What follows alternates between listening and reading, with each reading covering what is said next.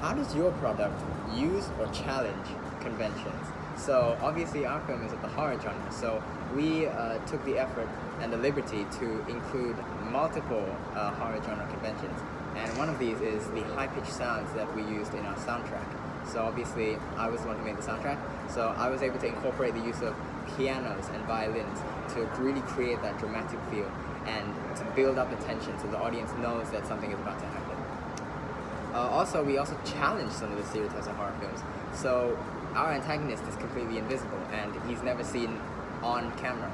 So this creates an even more dramatic sense of paranoia because the audience doesn't know, the audience nor the protagonist doesn't know what the monster looks like or what the protagonists are facing.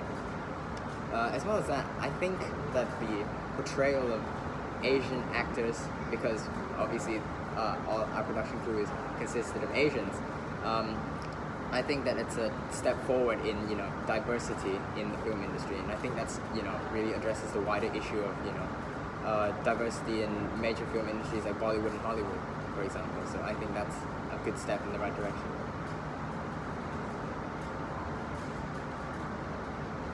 Question 2. How does your film represent social groups or issues? Well, we only have 2 characters in this film. So one of them is the main character, the other is the secondary character, but they are both brothers. And one of them, which is the secondary character, Patrick, is snatched by the unseen monster about halfway through our film opening.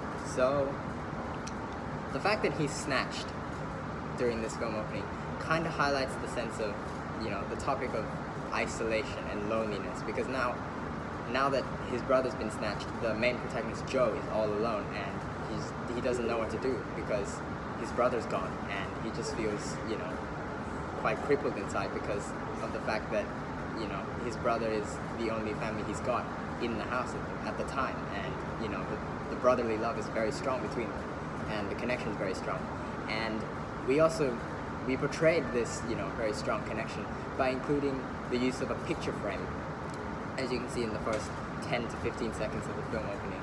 And what this was used to show the love between the 2 characters, and it really foreshadows the trauma and really highlights to the audience that of the trauma and the guilt and the sadness that our main protagonist is feeling. As well as that, in terms of mise-en-scene, our location was quite big, and this was also used to convey the loneliness because we used the contrast of such a small actor in comparison to such large rooms.